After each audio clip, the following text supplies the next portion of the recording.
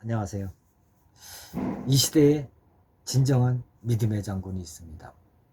나이팔 장군이라고 그러죠. 나이팔 장군. 박정희 대통령 시절이었습니다. 장성급 만찬자리장에서 나 장군이 인솔하는 그 부대의 모범적인 상황을 보고받은 박정희 대통령은 기분이 한껏 고무되어 술잔에 술을 가득 부어 나이팔 장군에게 축하주라고 하면서 건넸습니다. 그러나 나이팔 장군은 그 술잔을 받지 않았죠. 대통령은 술잔을 들고 나이팔 장군이 받을 때까지 기다리고 있었습니다. 그 시간이 1분이지만 1시간처럼 길게 느껴졌죠. 모두 손에 땀을 쥐고 있었습니다. 이윽고 나 장군은 말을 했습니다. 카카, 저는 술을 못합니다. 저에겐 사이다로 한 잔 주십시오. 박 대통령은 난감한 표정으로 나 장군을 유심히 쳐다보았습니다. 이 날의 이 순간을 지켜봤던 한 장군은 이렇게 해결을 했죠. 마치 폭탄이 터지고 난 후 엄청난 정적 속에 잠긴 것 같았다 라고 말했죠. 대통령이 친히 술을 따라 내민 그 술잔을 딱 거절한 이가 있었을까요? 대통령의 굳은 표정을 본 국방장관은 순간 벌떡 일어나 카카, 나 장군은 원래 술을 못합니다. 그 잔은 제가 대신 받겠습니다 하고 술잔을 뺐다시피 하여 단숨에 마셔버렸습니다. 대통령의 최면 선상, 그 위기의 순간을 국방장관의 기지로 일단 넘어갔지만 만찬장의 분위기는 이미 엎질러진 물이 되고 말았습니다. 만찬이 끝나고 자리에서 일어난 대통령은 의기소침해 있는 그 나장군에게 다가가더니 네가 진짜 기독교인이다 라는 말 한마디를 남기고 그 만찬장을 빠져나갔습니다.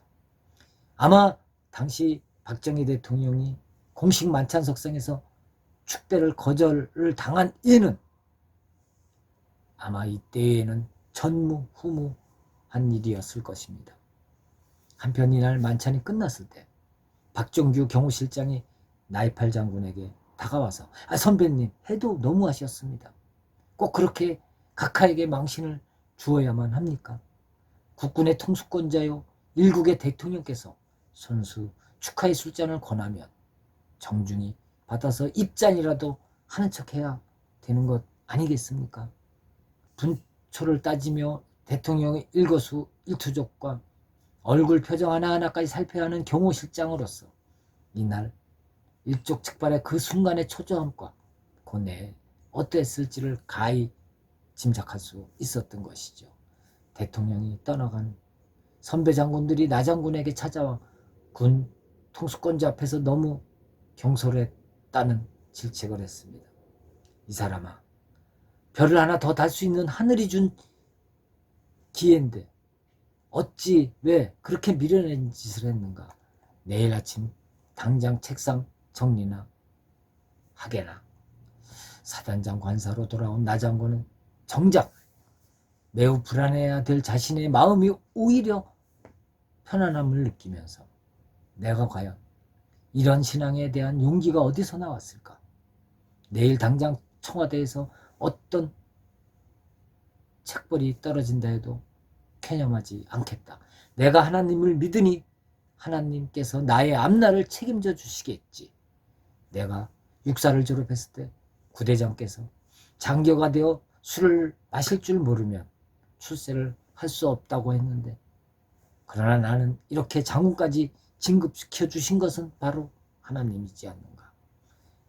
하나님은 나와 함께 하신다는 증거가 아니겠는가 라고 자유하면서 나 장군은 취침전 이날 있었던 일을 기도로 하나님께 맡기고 기다렸습니다. 신앙인으로서 일생을 사는 동안 술을 가까이 하는 삶보다 말씀을 가까이 하는 삶이 의지의 삶이 더 신실한 삶이라는 것을 성경 말씀을 통해 확신하였기 때문이었습니다. 한편 군복을 벗을 것이라 마음을 비우고 있었던 나장군은 아침이 되자 책상 정리를 끝내고 상부의 명령을 기다렸습니다. 그러나 문책은 오지 않고 오히려 별을 하나 더 달고 소장으로 진급, 육군 본부 작전 참모부장으로 영전되었고 다시 3군 사령부 창설의 중요한 임무를 담당하게 되었습니다. 바로 이것이 하나님이 이끄심이 아니겠습니까? 나이팔 장군의 군대 생활에는 아무도 모르는 또 하나의 일화가 있습니다. 월남전이 치열할 때 우리나라 장성들과 고위급 인사들이 월남으로 갈 때는 꼭 대만의 한 호텔에서 1일 숙박을 하는 게 상례였던 것이죠. 잠이 들 무렵 호텔 지배인이 나장군 방을 놓고 하더니 정중히 인사를 하고 책 한 권을 건넸습니다. 여자들의 나체 사진첩이었습니다. 한 사람 골라주시면 보내주겠다고 했습니다. 물론 돈은 출장비에서 계산이 다 끝났다고 했습니다. 그러나 나장군은 이를 거절하고 내일 새벽 교회에 가야 하니까 교회 위치나 알려달라고 했던 것이죠. 그 후 이 호텔 지배인은 한국의 고위 인사들이나 장성들이 이 호텔에 유숙할 때마다 이런 말을 했다고 합니다.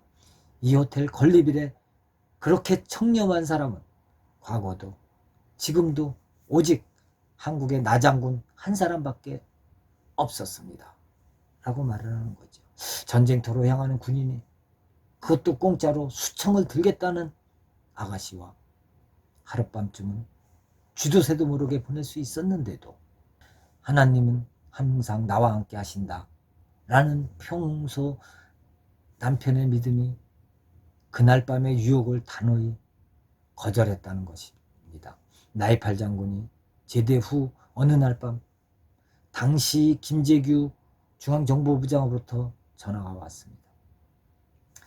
정보부의 차장보 자리에 인선 문제로 며칠 밤을 지새던 김재규 부장은 문득 나이팔 장군이 생각나 새벽 2시에 전화를 했던 것이죠.